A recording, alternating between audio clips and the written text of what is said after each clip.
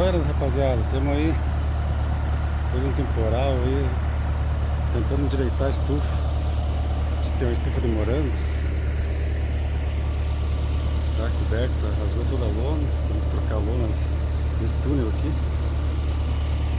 Aí estamos fazendo uma operação aí, puxando com a reta e amarrando para depois não socar de novo os pilarzinhos aí. Depois a gente tava pedindo tanta chuva, e aí veio a chuva, e junto com a chuva veio temporal, granizo. Teve lugares que deu granizo, destruiu com a lavoura de soja. Graças a Deus aqui só veio vento, não veio granizo, senão teria sido bem pior.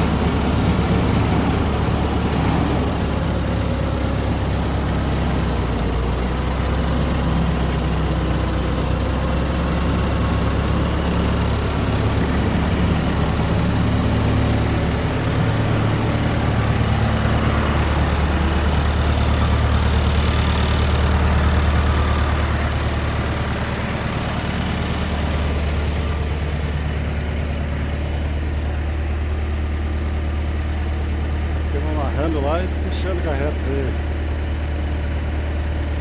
Vai dar uma mãozinha de obra, mas nada que não dê para arrumar de novo.